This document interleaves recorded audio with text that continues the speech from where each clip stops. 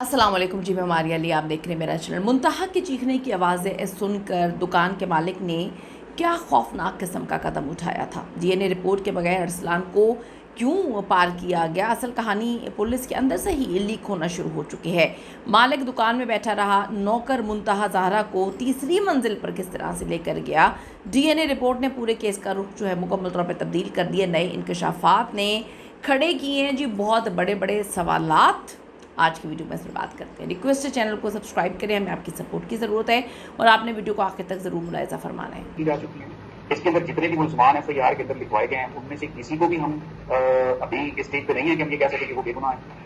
मासूम मुंतहा ज़हरा के चचा ने मीडिया पे आकर एक इंतहाई खौफनाक बल्कि सनसनीखेज़ इल्ज़ाम आयद कर दिया कि उनका जो मानना है कि पुलिस मुकाबले में जिस मुलजिम को मारा गया है, कहानी सिर्फ उस तक महदूद नहीं थी। सिर्फ अकेला वही मुलजिम नहीं था, अकेला वही नहीं था जिसने मुंतहा के साथ कुछ किया। चचा का दावा है असल और बड़े मुलजिमान को पर्दे के पीछे छुपाने की कोशिश की जा रही है, उन्हें बचाया जा रहा है। अब तो पुलिस को भी जो है मानना पड़ रहा है कि सिर्फ अरसलान जो है वही गुनाहगार नहीं है और पुलिस के मुताबिक अभी तक जो डीएनए है वो रिपोर्ट आई नहीं, सिर्फ अरसलान ही क्यों। बड़ी अजीब सी बात है, तो बड़ा आम सा केस है। ये जो दुकानदार है तो आम सा ही बंदा है ना, मतलब ये कोई हाई प्रोफाइल केस नहीं है। अब आप सोच लें इन सारे मामलात के बाद कि एक दुकानदार को बचाने के लिए इतना कुछ किया जा रहा है, तो अगर हम इस मुल्क के हाई प्रोफाइल केसेस की बात करें जहाँ पे बड़े बड़े अमीर कबीर लोग इन्वॉल्व हो जाते हैं, तो फिर क्या हाल होता होगा। दुख का मकाम है, यकीन करें दिल खून के आंसू रो रहा है कि अभी एक दुकानदार क्या होगा, उसके पास कितनी उसकी सिफारिश होगी, कितना उसके पास पैसा होगा, कितना पैसा उसने लगा दिया होगा, उसको बचाने के लिए इतना कुछ किया जा रहा है। अब आप ये देखें कि आखिर वो कौन लोग हैं जिनका नाम छुपाया जा रहा है। क्या इस ज़िंदगी में अरसलान अकेला नहीं था, बल्कि कोई बहुत बड़ा नेटवर्क या कोई बाअसर लोग शामिल थे। अब जो पुलिस तफ्तीश और पोस्टमार्टम रिपोर्ट में ये साबित हो चुका है कि मासूम बच्ची को पहले ऊपर लेकर जो है जाकर उन्होंने बंद कर दिया था, फिर उस पर तशद्दुद करना शुरू किया, उसको मारा पीटा। इस दौरान मुंतहा के घर वाले ढूंढते हुए मुतादिद बार जो है दुकान पे आते हैं, ये देखकर कि जी ज़्यादती करने वाले ने बच्ची के साथ, आप ये देखें कितनी उसको अजियत दी है, उसको कितना मारा पीटा, उसके जिस्म पे कितने खौफनाक निशानात हैं।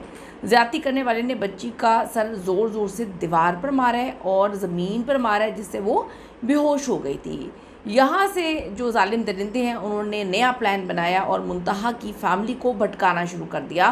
उन्होंने मिसगाइड कर रहे थे, बार बार मिसगाइड कर रहे थे। एक ने कहा आई नहीं है, दूसरे ने कहा आई थी चली गई है। यहाँ पर मुंतहा की फैमिली का सब्र और अकल इसको दाद देनी चाहिए।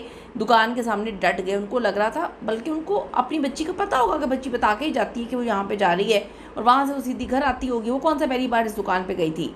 चाहिए तो ये था कि इलाके वाले इकट्ठे होकर दुकान की पूरी जो बिल्डिंग थी उसे छानते, तो शायद मुंतहा ज़िंदा बच जाती, लेकिन किसी के वहमो गुमान में भी नहीं था कि इतना भरा पूरा इलाका है, वहाँ पे कोई दरिंदा इतनी दरिंदगी कर सकते हैं मिलके। दुकानदार ने प्लान बना लिया कि कुछ भी हो जाए मुंतहा की डेड बॉडी जो है वो आज रात में गायब करनी है और उसको इस बात पे यकीन था कि कोई ऊपर तक नहीं पहुँच पाएगा।